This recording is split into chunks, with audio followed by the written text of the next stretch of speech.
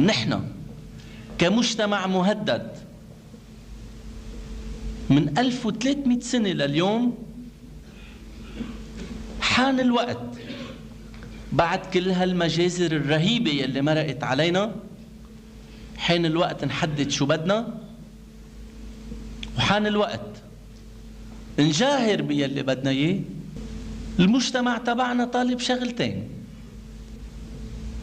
طالبين حرية لهالمجتمع هيدا ليقدر هالمجتمع يعيش بكل طمأنينة، يعيش بكل تقاليده، بكل عوايده، بكل معتقداته.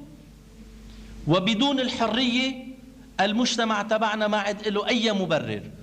بدنا شيء آخر،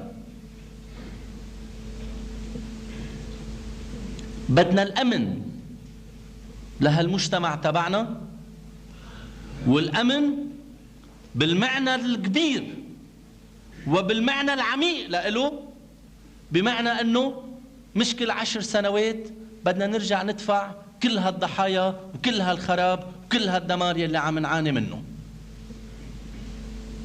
الأمن معناتها أنه مش 5 فلسطينيين بكبونا بالبحر.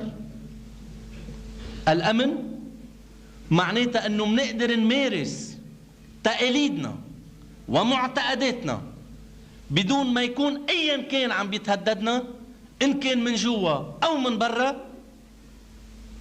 الأمن يعني بالنسبة لنا إنه نعيش حقيقة مرتاحين، وما يكون مصيرنا على كفنا كل ما دق الكوز بالجرة نعتبر إنه راحت علينا وبدنا نضطر نرجع نعبئ كل إمكانيات شعب لندافع عن حالنا.